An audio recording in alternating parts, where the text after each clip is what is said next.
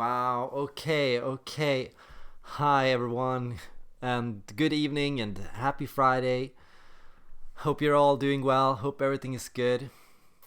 Thanks for tuning in, and hope you're all having a good evening or a good day wherever you are. If you're in the US, I guess it's sunny right now, and hopefully it's sunny right now, and you're having a good time. You're maybe going out to see some friends, or maybe you have just a plan for a quiet day just to catch up with a book or something, or maybe you're finally done with work and just heading back home and just ready to put on the tea, and perhaps you're ordering pizza, and perhaps you're just gonna have a nice quiet day at home. No matter what's going on, I just thought I'd pop in for a quick live stream to talk about the battle against extroverted sensing. And I'm making this video because it's a very personal topic for me myself today. And this is why I haven't really made a lot of videos lately. I am still really wrestling overwhelm. I'm still really struggling with my energy, and I'm really going through a difficult situation in managing my energy, setting boundaries for myself, figuring out my day, figuring out the life puzzle, figuring out, all the attachments and entanglements that I have to work, to people, to friends, to everything that's going on. And this is a real battle for me. I know it feels dramatic to call it a battle, but it feels like a battle for me. It feels like a battle for me because I never feel like I have enough energy to give to the world. I never feel I am able to give what I wish I could give, because I feel and I want to give and share with other people. And lately I've been really wrestling that need to share and give to others. I've been wrestling where it comes from and what it is and where the source of it is, and how to engage in this in a healthy manner, and how to put it out there and where to put it out and how to get it to come out consistently. Lately, I've been going through struggles in terms of family and friends, going through struggles and difficult situations. I've needed to be there for other people. I've needed to put other people before myself. I've needed to adjust to a new work environment, new people, new friends, new co-workers, everything. I've gone through pretty intense trainings, learning a new job, learning a new situation, learning a new environment. And my start at this workplace has been good, and I've been happy and I've been enjoying myself, but at the same time I've also been exhausted. Almost every day I've come home exhausted. And I've been kind of like, slacking off on the cleaning, all those things you're supposed to be doing, take care of, your place, vacuum, take out the trash, all those things have been kind of like, oh my God, suddenly it's felt so heavy, so difficult. Everything has felt really difficult. And it was even worse because, because of all of this, I felt I had a headache at work, and so I thought maybe I can sit by myself for a few hours and just listen to music and just focus on work. But as soon as I did, people came up to me, like first an hour into sitting by myself listening to music, my team leader comes up to me, my coach comes up to me, and he goes like, Erik, maybe it's good if you in the future sit in the middle of the room.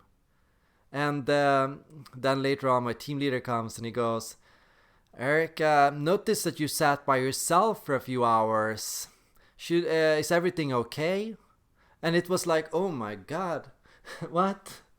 But I've never identified as an antisocial person, or a person that is withdrawn or disengaged or anything.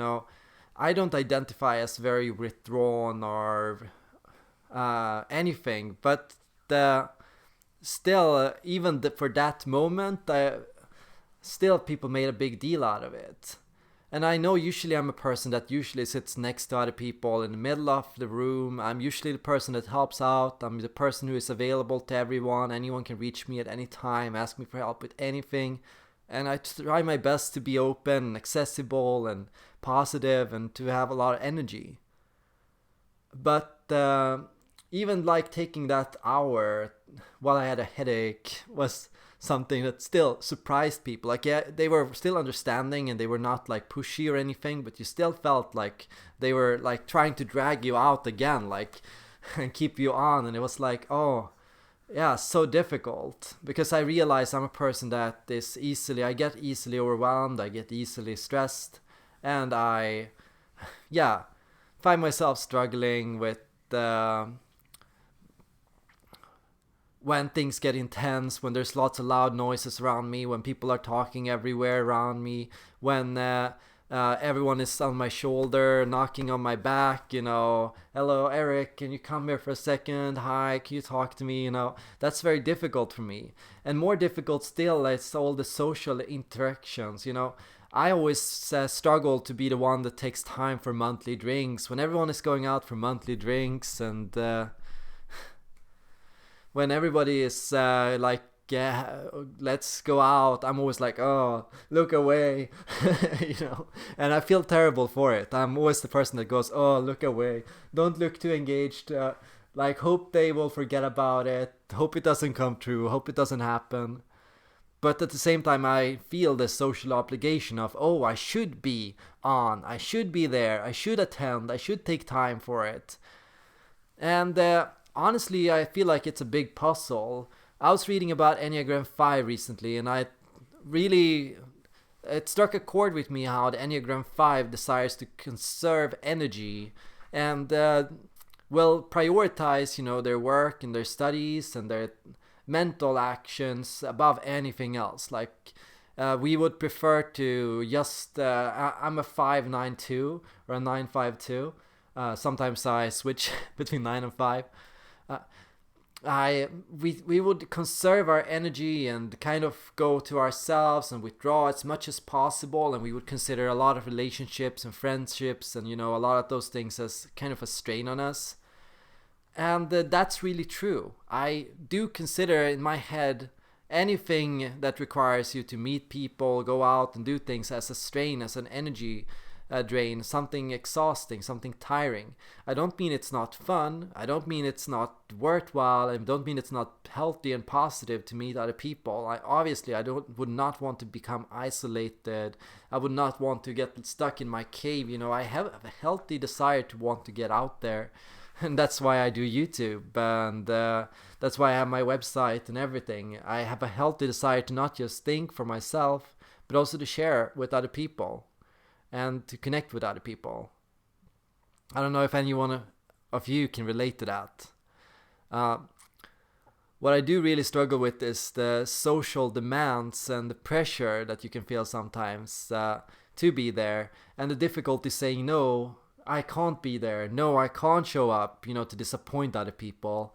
I feel that's very difficult for me. I don't like to disappoint people. If they are expecting something of me and if I have a chance to make them happy, of course I want to make them happy. And while I was looking at 5, I was also looking at 9, and I was looking at how 9s prioritize everyone's comfort before their own. Like, 9s are stereotypically, we're quite lazy people, but still we are so pushy to always make ourselves available to other people and to always make everyone else around us comfortable. And I was thinking maybe that's also part of why I get so drained. In politics, I would make such an effort to always be so positive and on and hyper and passionate, and I had no idea how fast that would drain me. Like, it only hit me later on in life that, oh my god, that's so draining, so exhausting. That's why I keep burning out. That's why I keep crashing. Because I am too much, too on, too intense with my energy. And it's been very hard, I think, very hard to accept that I have a limited amount of energy. I feel that's the biggest lesson. How can you accept that you have a limited amount of energy and that you can't do anything and you can't be everywhere? How can you accept that? how can you accept your own humanity? It is eventually a question of accepting your own humanity. I mean, everyone has a lack of something. If it's an Enneagram 8, it's a lack of patience with other people and with injustice. And lack of, if it's the Enneagram 3, it's a lack of time to self, to relax, a lack of an inability to prioritize alone time or procrastination or fun activities. Everyone has a limit. Everyone has boundaries that they keep hitting against. And boundaries are such an abstract topic. Everyone says, oh, you should always mind your boundaries. But what does that mean? I had one person, she told me that she had to repeatedly allow herself to do things that would make her happy. She thought it was selfish to ever do something that could be or make her self happy. She thought, I can only do good things for other people. I can never do good things for myself. And if I do good things for myself and I don't share it with anyone else, that makes me a bad person. But that was something she had to work herself out of. Oh, wait a second, I should be nice to myself. Oh, I should do something good for myself. I should allow myself. I have to actively tell myself to allow myself to do it. I don't know if anyone can relate to that.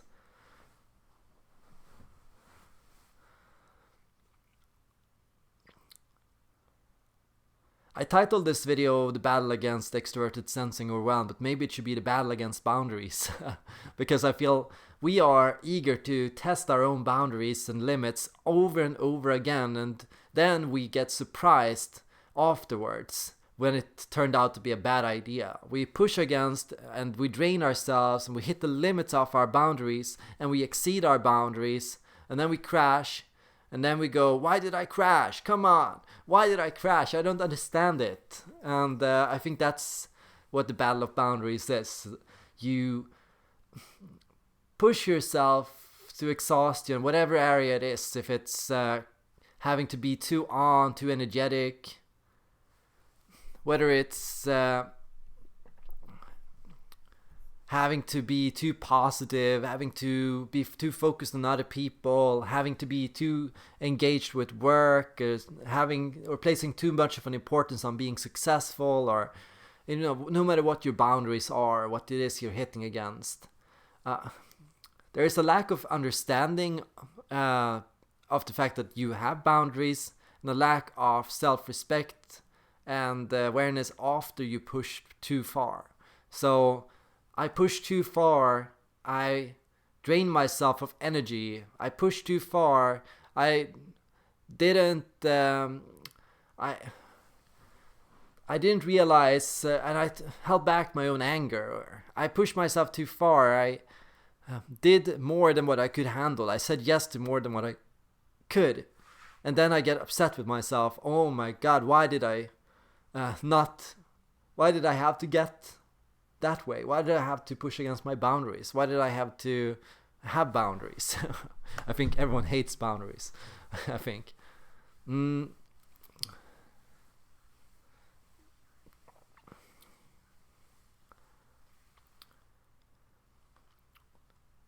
The good thing about my girlfriend is she is kind of like me in that she also doesn't want to do too much. She also doesn't want to hang out with too many people. She also doesn't want to take on too much or head out too far or have too much on her plate. She hates too many expectations. She doesn't like to commit to a plan, If people are saying, oh, let's meet up 5 tomorrow, she's usually the person that goes like, but maybe I don't feel like it 5 tomorrow. Maybe I'm not sure if I want to do it at 5 tomorrow. So I just should say no, and then maybe I can do it, or if I have time, or if I have energy. But she also doesn't like, she's very good with that. She doesn't want to push against her boundaries or say yes to too much or take on more than she can handle, and she's very good with that. But I feel I'm a person that really, really, really wants to live up to people's expectations and really wants to exceed my boundaries and really want to push myself. So I see that at work, and I see that with friends, and I see that with family. I see that I am take too much on my plate, I say yes to too much, I go on too far, and I've started to notice that there is almost something childish about it, something irresponsible about it. There is something irresponsible about saying yes to a responsibility that you will fail to succeed in. Like if you take on too much responsibility, you will appear irresponsible because of the responsibilities you failed to meet. But if you take on a healthy amount of responsibilities and you say yes to things you can do, and then you do those things, and then you let everyone else handle the rest, then you're being responsible. So sometimes I feel there's responsibility to prioritization, and prioritization is certainly something I wish to learn. Prioritization and just being able to accept failure and not being able to be everywhere and not being able to be on all the time. I know that I'm gonna have to show up at work sometimes with a deadpan face and a serious expression and with focus and with determination, and then I have to find a spot to myself where not too many people are, and I'm gonna have to put on music and I'm gonna have to just focus on what I want to do, because I know that I won't function otherwise. And I'm gonna have to sometimes make compromises where I think people will ultimately respect that. Yeah, sometimes he can be for himself, and sometimes he's gonna be with other people, and that's fine, you know. And I feel that's what I'm aiming towards. Ultimately, the strength to say no and the strength to know when to say yes. To take 3 hours to myself and then 3 hours to helping other people. To take 3 hours to listen to music and to do nothing, or to read a book, and then 3 hours to write. A lot of the time I feel I am constantly in push mode, you know. With flow and with stress, I feel in stress we push, and in flow we just let out whatever is in there, whatever, how stupid it is, no matter how annoying it is, we just let it out, you know. I feel that is true with the flow functions as well. We cannot push ourselves without going too much into stress. If we go too much into stress, what we do, the work we do, the writing, everything becomes shallow. And if we are in push mode all the time, we're going to be operating with our stress functions more than our flow functions. And the same goes for our personality. If you are in a mode where you are constantly expecting yourself to do stuff and constantly pushing yourself to do stuff, if you're a very conscientious person or a person with very high expectations on yourself, you're going to cause yourself to build up a lot of stress and anxiety, because you do. And that means, you're going to experience more neuroticism, you're going to experience more overall stress and worry, and you're going to be a little bit more tense, and you're going to attract more like disease, exhaustion, overwhelm, you know. You're going to experience more of the negative emotions on the spectrum. But if you can allow yourself to take, I'll just read for a bit, and then I'll watch something, and then I'll go out and call somebody up for 20 minutes, and then I'm going to take some time to cook or go out and take a walk, and then I'm going to write, you know. Then you have a chance to be healthy in the use of extroverted sensing. Because in many ways, extroverted sensing is, it's not a proactive function in the stereotypical sense, because it's not about control, but it's about output of information a lot of the time. Putting out information, putting things on the table, making things clear to other people, making things real to other people, explaining yourself, taking something inside and then giving it physical or visceral form, making it something people can touch and see and hear and notice. You know, when you're an introverted intuition all the time, people will expect you're never doing anything. They will feel like you are constantly staring into the abyss, you know. It'll be like, people get this with me, hello, Erik, where are you? Like, they will literally wave in front of my face. That they will be like, what are you thinking about? What's going on? Put something out. Extroverted sensing. Hello, you know, wake up. That's the spiral you get into. People expect you output of information, and they don't expect, you know, the thought process of analyze, think, gather, abstract, perspective. They only expect and understand the output of, this is what I came up with, this is where it led to, this is what I read it as. And that's why people struggle so much with introverted intuition, I feel. And that's why introverted intuitives struggle with it so much, because you feel as an introverted intuitive that you have to, and eventually the only thing that is respected and valued in society is the output, not the thought itself, not the process of thinking about it, not the time you took to yourself. All of that was annoying and tiresome and a waste, you know. Why is he sitting there in the corner? Why is she just reading? Why is she alone? Why does she need so much privacy? Why does she never have any energy? Why does he never do anything? Why is he so slow? You know, that's a lot of the time the perspective you get with introverted intuitives. So why are they taking so long with everything? Why don't they have any energy? Why don't they talk? Why don't they open up? Why don't they share? And so we have to wrestle in that. That's why a lot of people feel, oh, introverted intuition is only valuable when it's shared, you know. The tree is only worthwhile when you can put it on the market, you know. The process is only a process. It's not the result in itself. The result is extroverted sensing. Introverted intuition is only the process. So this is the misunderstanding of the function itself, and it's a misunderstanding of the process, or it's a misunderstanding of what introverted intuition is. It's not a process. It's not just the searching of an answer, but it's also the answer itself.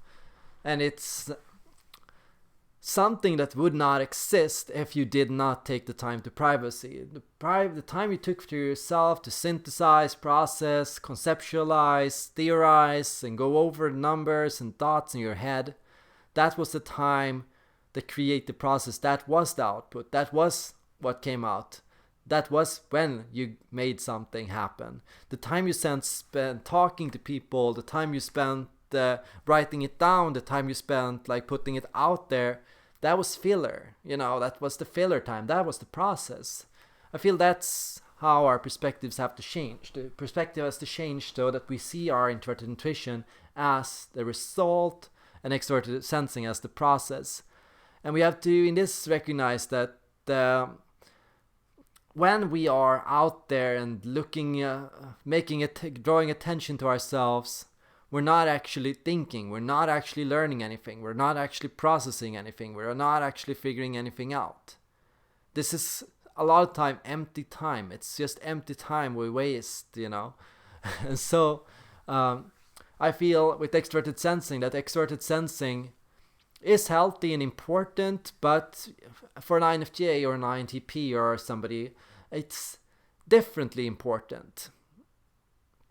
It's only important as extroverted sensing is only as important as the people that you are meeting. Extroverted sensing is only as valuable as the people you are able to reach when you open up. Extroverted sensing is only as useful as the impact you have when you share something or when you talk about something. Everything else is filler, dead weight. While an ESFP or an ESTP might enjoy that process of output and of putting something out there and just sharing something with other people, I feel as an INFJ or an INTP, I feel that's only valuable if you care about the person you're talking to, or the person you're in love with, or the friend or the family member. It's only important if you are interested intuitively on the person you're talking with, if you feel you get some kind of intellectual stimulation from it. Because that's, at that time, it's a healthy expense of energy. Ultimately, it's an expense of energy, but it's a healthy expense of energy because you get something for it. So I think, while usually I discourage checkbooks and I never think in checkbooks, maybe I should. Maybe I should be thinking, okay, what do I get for this energy? Okay, what do I get for talking with this person? Okay, what do I get for, taking time to sit with this? What am I grabbing from this? Okay, this will cost energy, but what will I get from it? So maybe I should start thinking like that. Maybe that's the way, start recognizing it, that it's a cost. Start recognizing that it's a boundary. Start recognizing that I don't have an infinite amount of money, an infinite amount of energy for it. And start recognizing, okay, where can I put it? Where should I invest? What's the most important? That's my thought process on this. thanks everyone for tuning in, and feel free to share with me your struggles with extroverted sensing. I just want to say to everyone in the chat, hi Mary, hi Kim, thanks everyone for contributing. I read your comments, I thought about them, and I tried my best to weave them in my talk. I really do understand what you say, and I